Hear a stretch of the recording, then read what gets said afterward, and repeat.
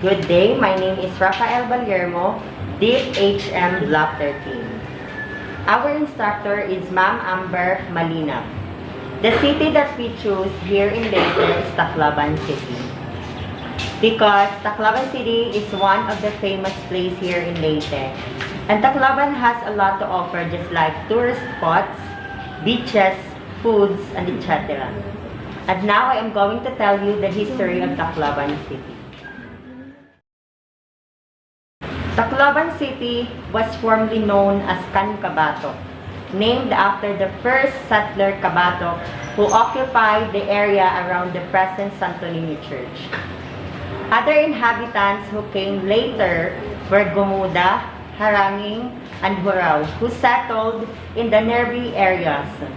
The Canhurao Hill, where the city hall is presently situated, was formerly Hurao's domain. The whole settlement area was called Cancabato, meaning Cancabato's property. Cancabato was formerly under the political administration of Palo, but under the parochial jurisdiction of Basay Samar. The Augustinians mission discovered the Cancabato in 1770, and the Franciscans came later in 1813. During this period, Cancabato was changed to Tacloban, which means the place where the inhabitants used the taclob, a bamboo contraption to catch crabs, shrimps, and fish. Later, the name of place evolved from Tacloban to its present name, Tacloban. Although no official records show, it is commonly believed that Tacloban was officially proclaimed a municipality in 1770. After the provinces Leyte and Samar were separated in 1768, since then, Tacloban became the trading point between the provinces because of its strategic location. On February 26, 1839, Tacloban became the capital of Leyte because of the ideal location of its port, which is well sheltered and had adequate facilities. Colonel Murray arrived in Tacloban in 1901 and became the first military governor of Leyte. He opened the Tacloban port to world commerce, especially for copra and abaca, which were exported in large quantities. Before World War II, Tacloban was the center of commerce, education, and social cultural activities in Leyte. The educational institution where in Leyte is the Leyte Normal University, the Leyte High School, now known as Leyte National High School, Leyte Trade School, which is today Eastern Visayas State University, Holy Infant Academy, which is now known as Holy Infant College, and the Tacloban Catholic Institute. On June 20, 1952, Tacloban was proclaimed a chartered city virtue of Republic Act No. 760, which took effect on June 12, 1953. The charter was signed by President Elpidio Quirino and witnessed by the incumbent mayor Ildefonso Cinco, who apparently became the first sitting mayor. On June 30, 1954, on the feast day of Senior Santo Niño, the patron saint of Tacloban, the Speaker of the House of the Representative, Jose B. Laurel, did the honor of laying the cornerstone of Tacloban City Hall at Canhurao Hills. And now, I will tackle the different kinds of attraction or the tourist spots here in Tacloban City. So if you are thinking of what to do and where to go when you're in Tacloban City, here are the 8 things you can do within the city and nearby towns. First is the San Juanico Bridge. This is 216-kilometer long bridge connects the islands of Leyte and Samar. Formerly called the Marcos Bridge in honor of the late President Ferdinand Marcos. The San Juanico Bridge is the longest bridge in the Philippines. It is also to be a gift of the late president to his wife, who was resident of Tacloban City during her youth. This project is worth $21.9 million each and was contracted to the Construction and Development Corporation, which is now the Philippine National Construction Corporation, together with the Japanese engineers who conducted the study and designed the actual project under the administration of President Ferdinand Marcos. The construction lasted from 1969 until 1973. Next one is the Leyte Provincial Capital. It's located at the corner of St. Inage Street and Magsaysay Boulevard, Tacloban City. Built in 1907. It is the seat of the provincial government of Leyte. It was also the seat of the Commonwealth government of the Philippines when President Sergio Osmeña Sr. came in 1944 with the World War II Liberation Forces. A viewing of murals depicting of the first Christian Mass in the Orient is on the wall of the left building, and General Douglas MacArthur landing is on the right wall building. The third one is the Tacloban City, situated at the top of Canhurao Hill, a relaxing spot in the city where you can relax and unwind while facing Canhurao Bay. Next one is the Santo Niño Shrine. Santo Niño Shrine is one of the 29 president rest houses that the President Ferdinand Marcos had built. It was built for his wife, Imelda Marcos, who was born in Tacloban. It is considered the #1 tourist spot in Tacloban because of its association with Imelda. Next is the Tacloban City Convention Center.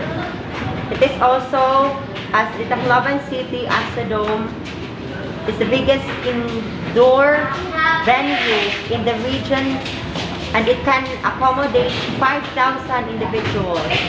Located at Real Street, Barangay Sabtahan, is used as a regional venue for huge gatherings like basketball tournaments, concerts, cultural events, conventions, and local affairs. The 200 million Tacloban City Coliseum is a part of the city government project. Outside Astrodome had bars, restaurants, and also parks. So the number 6 is the Madonna Park. As a symbol of peace between the Filipinos and Japanese people, 33 years after the World War II, this monument of the Madonna of Japan is erected in memory of the brave soldier who fought and died in the battlefield. It is also referred to as the statue of the goddess of peace.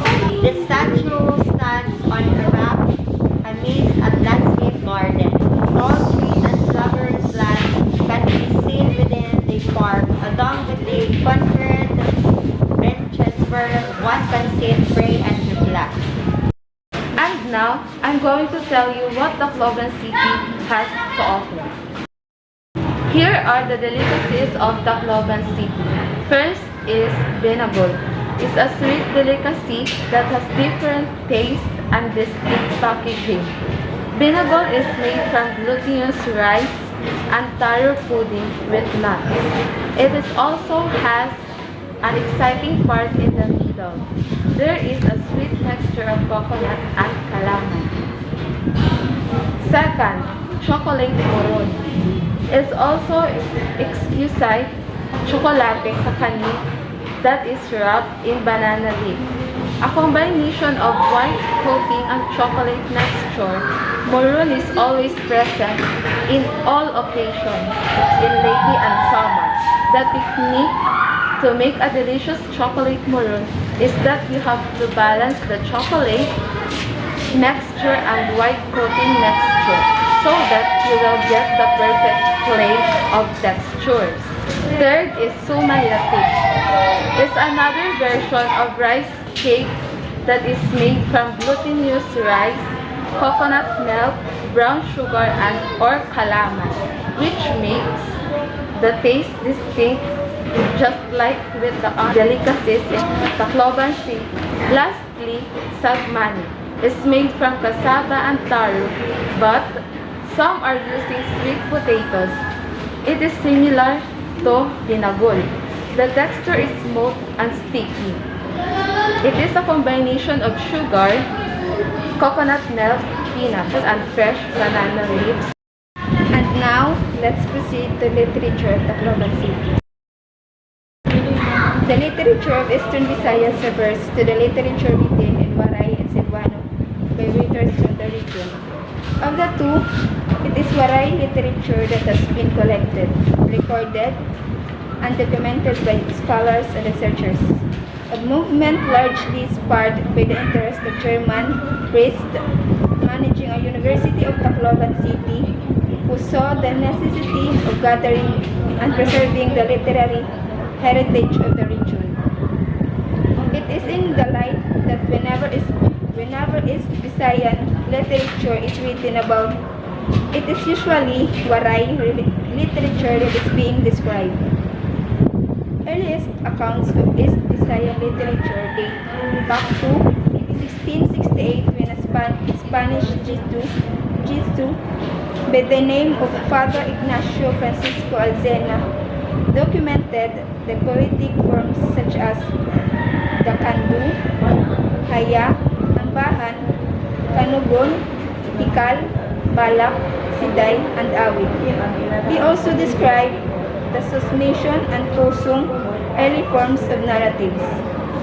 Theater tradition was very much in place.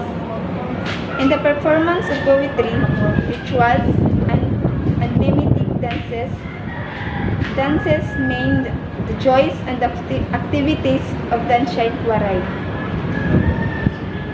Modern East Visayas literature, particularly Waray, revolves around poetry and drama produced between the 90s and the present.